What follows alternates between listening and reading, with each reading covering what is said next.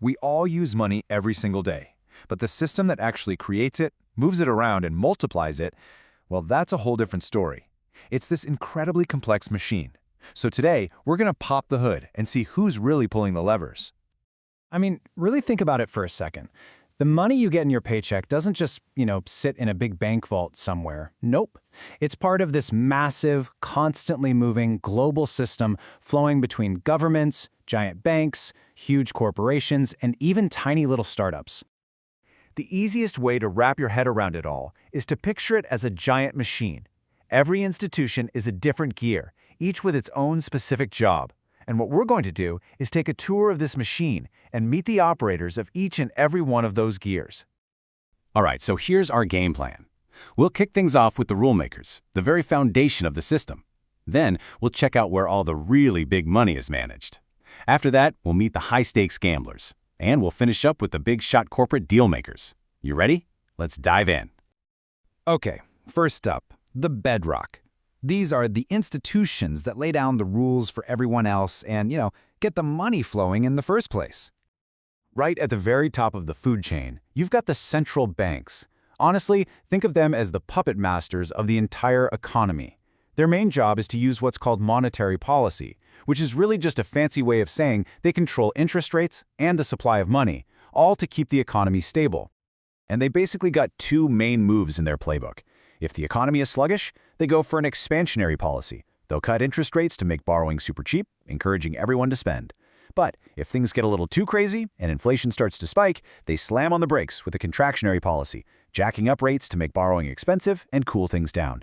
It's this constant, delicate balancing act. So if the central banks are the rule makers, then you can think of commercial banks, your JP Morgans, your Wells Fargos, as the money movers.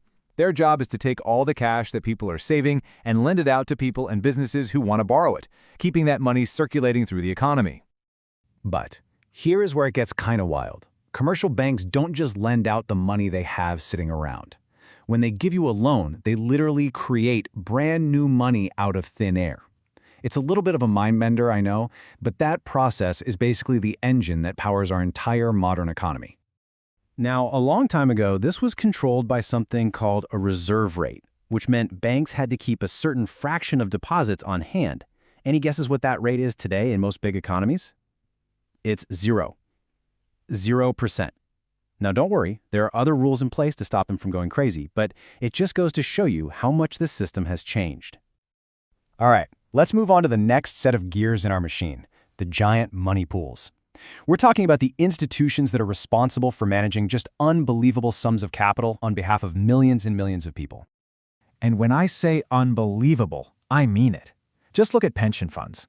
All told, they control over $60 trillion worldwide. That is a T, trillion. Pension funds are kind of the quiet giants of the financial world. Their goal is super simple: make sure people get their retirement checks.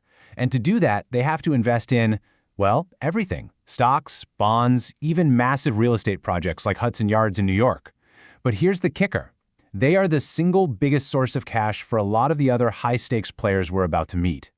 Then you've got insurance companies. You can think of them as professional risk spreaders. They collect all of our monthly payments, and that creates this gigantic pile of cash called the float. And while they're just waiting around for someone to file a claim, they're not letting that money collect dust. No way. They're investing it into global markets, which makes them absolutely massive players.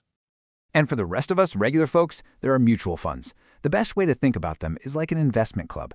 They let you pool your money together with thousands of other small investors, so you can buy a whole bunch of different stocks and bonds, something that would be practically impossible to do by yourself. Okay, now for the really fun part. Let's talk about the more aggressive, high-risk players in the game.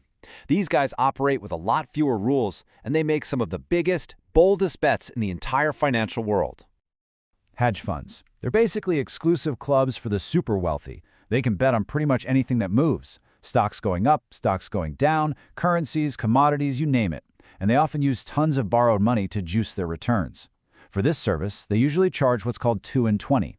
That's a 2% fee on all the money they manage, plus they take a 20% cut of any profits. Next up are the venture capitalists, or VCs. These are the ultimate gamblers of the startup world. They raise billions of dollars, mostly from those pension funds we just talked about, and they basically spray it across hundreds of brand new companies, fully knowing that almost all of them are going to fail. Why would they do that? Well, their whole strategy is based on something called the power law. They know that 90% of their investments, maybe more, will go straight to zero. But they're not looking for small wins. They are hunting for that one single massive home run, the next Facebook, the next Google, that returns thousands of times their money and pays for all the other losses. And then some. And finally, let's meet the players who put together all those billion-dollar deals you're always reading about in the news. These are the flippers and the matchmakers. Private equity firms, or PE firms, think Blackstone, KKR, are basically house flippers, but instead of houses, they flip entire companies. They go out, raise a mountain of cash, and borrow even more, and use it to buy a business. The plan is always to fix it up and then sell it or flip it for a huge profit a few years down the line. And their favorite play is called the leveraged buyout, or LBO. They use very little of their own money and borrow the rest to buy a company. Then, and this is the absolute key, they transfer all that debt onto the balance sheet of the company they just bought. It's kind of a heads I win, tails you lose situation. If it works, like it did with Hilton Hotels, the PE firm makes billions. But if it goes wrong, like with Toys R Us, the company gets buried in debt, and the PE firm just walks away, having lost very little of their own money. And who helps make all of these giant deals happen? That would be the investment banks. They are the great matchmakers of Wall Street. If a company wants to go public in an IPO, or if two huge companies want to merge, or if a corporation just needs to raise a few $1 billion, these are the guys pulling the strings behind the curtain.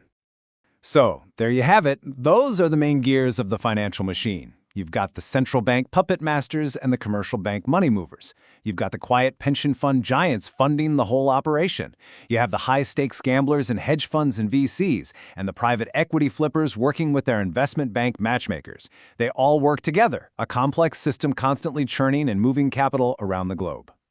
Together, all these gears create, multiply, and sometimes, destroy trillions upon trillions of dollars. It's the system that fuels our entire global economy, and it creates an absolutely immense amount of wealth. The only real question left is for who?